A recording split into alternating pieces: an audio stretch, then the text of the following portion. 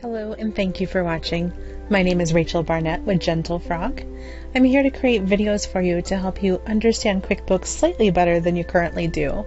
If you have any comments, questions, or suggestions, please put them in the chat box. Thank you.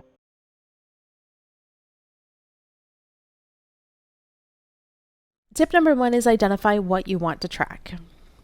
So you offer goods and services. How granular do you want to track these? So let's pretend that you have a convenience store. And at your convenience store, you sell different sizes of Coke and Pepsi and so forth. When you think about your record keeping, and we're not talking about a particular report, do you want to keep track of how many of each kind that you're selling? Like, okay, you're like, I sold X number of Cokes and X number of Pepsis.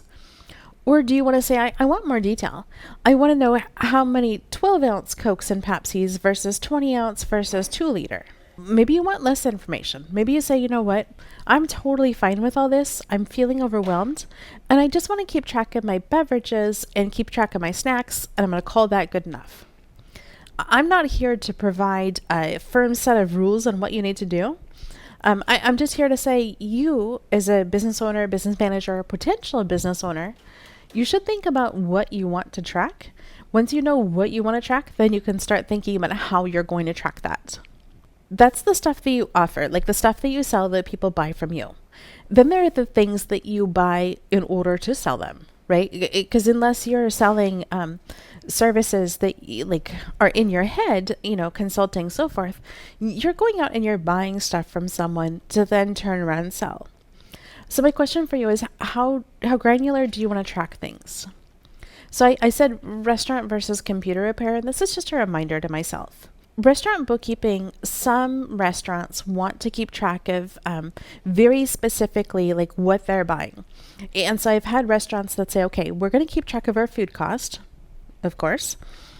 And not only that, we're going to keep track of produce versus meat, and we're going to keep track of the various kinds of meat, and the produce maybe not, quite down to the kinds of produce, but they got really specific about what they wanted. Now I've had other restaurants that are like, whatever, we don't care. Just keep track of perishable versus not perishable. I want you to think about it and just say, what do I want? What do I want to keep track of?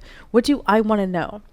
At the end of the year, do I want to know how much money I spent on lettuce? Or do I want to say, look, I spent this much money buying food and I don't care what kind of food it was.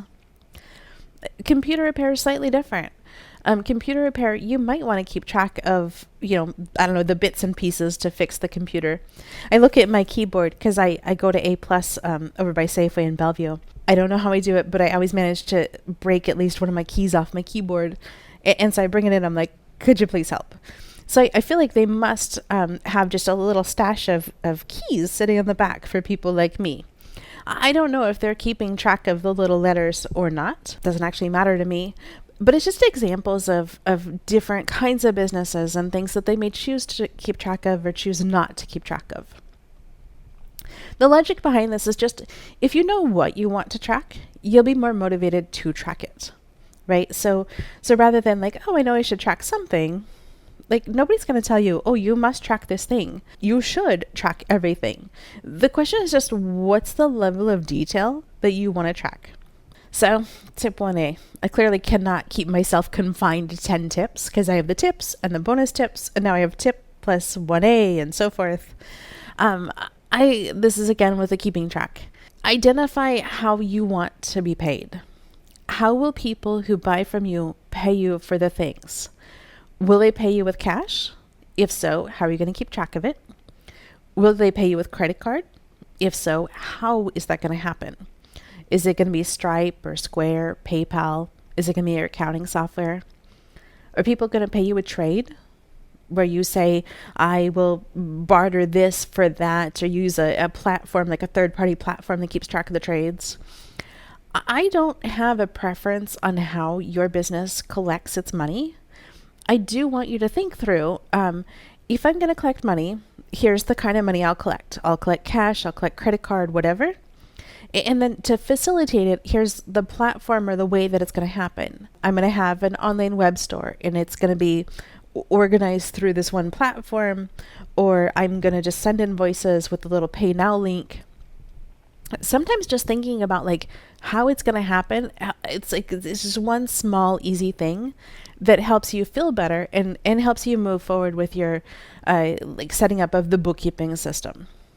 So I had a client yesterday, which will now be like a couple weeks from now by the time you watch this recording. She's amazing. I really, really enjoy her. She had done some work and she got paid via cash. And so in her accounting software, she said, "Oh, I got paid via cash." And I'm like, "Well, where's the cash?" And she's like, "I don't really know." And I'm like, "Well, I need you to figure that out." It turns out she did find it. She knew where it was. She just forgot that she got paid and never took it to the bank. So one of the things that I would encourage you to do is if you do get paid with cash on a very once in a while basis, have a system for yourself to remember to take that to the bank. We talked in the beginning about accidentally not recording income. That's one of the ways it can happen.